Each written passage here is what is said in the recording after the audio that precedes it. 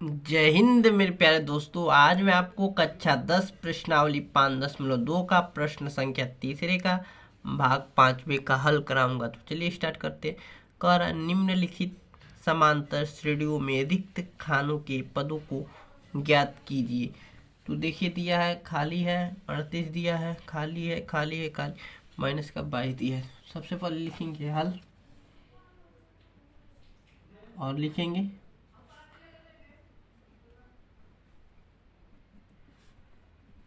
दिया है।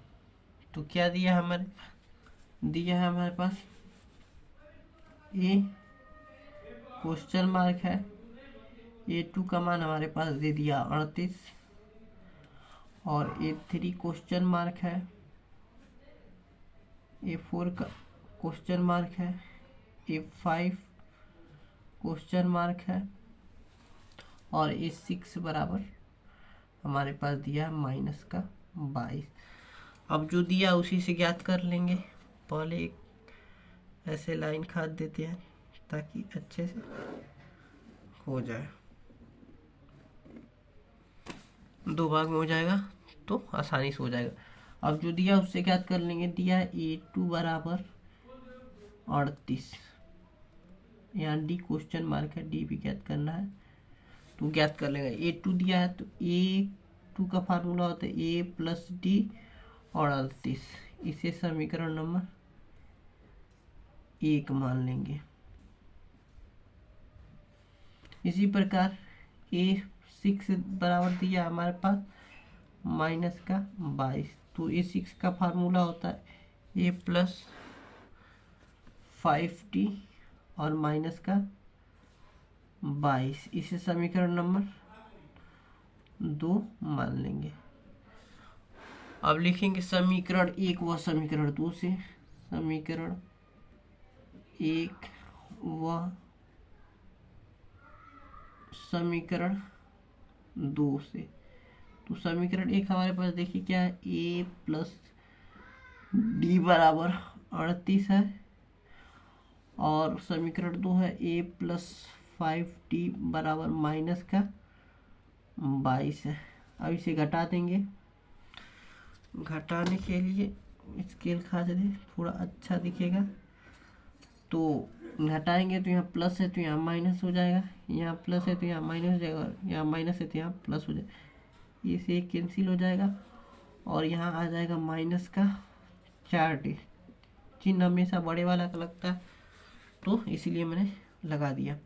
अब जोड़ देंगे तो 8 2 10, 10 का 0 और 3 2 5, 3 2 5 1 6। तो यहाँ पर आ गया डी का मान हमारे पास 15 चौको 60, माइनस का 15 आंसर आ गया।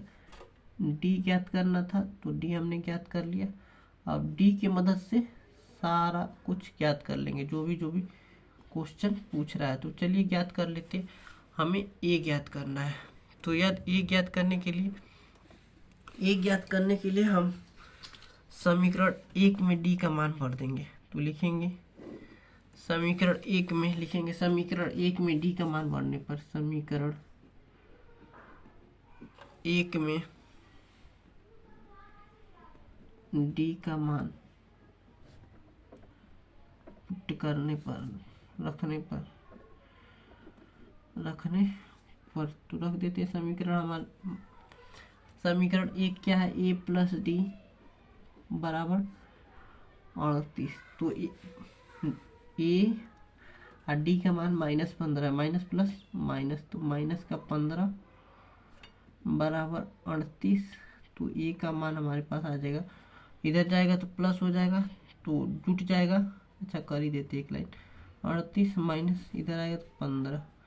तो ए का मान हमारे पास आएगा 8 5 13 का 3 और 3 1 4 और 1 5, 3 1 4 1 हासिल 5, 53 आ जाएगा। ए का मान हमारे पास 53 आ गया। डी का मान ज्ञात हो गया, ए का मान ज्ञात हो गया।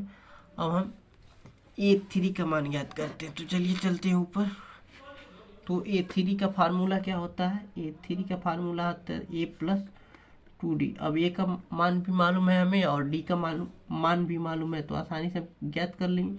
ए का मान हमारे पास आया है 53 प्लस 2 और डी का मान माइनस का 15, तो माइनस का 15 तो A3 53 और प्लस 15 दूना के 30 माइनस का।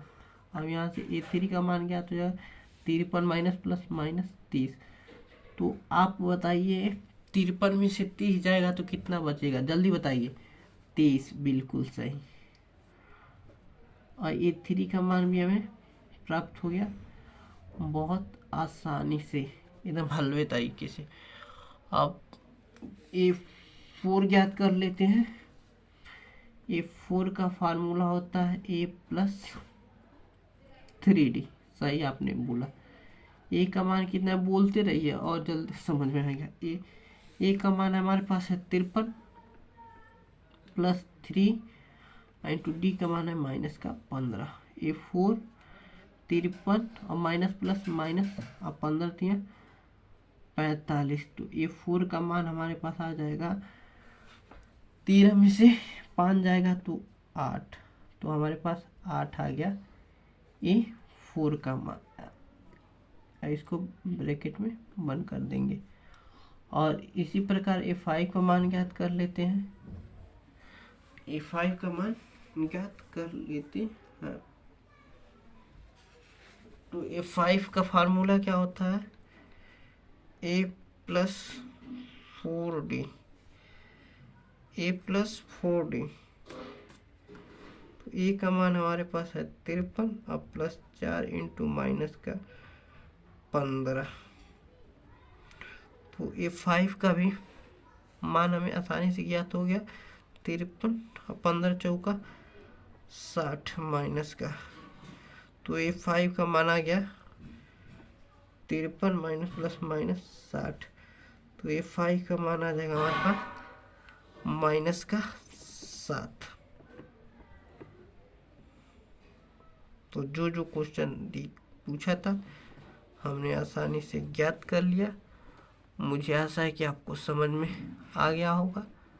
आप देख सकते हैं अच्छे से सारा कुछ हो गया है। सारा जो क्वेश्चन पूछा था हमने बता दिया है। मुझे आशा है कि आपको समझ में आ गया होगा। मिलते हैं अगले वीडियो में प्रश्न संख्या 4 के साथ।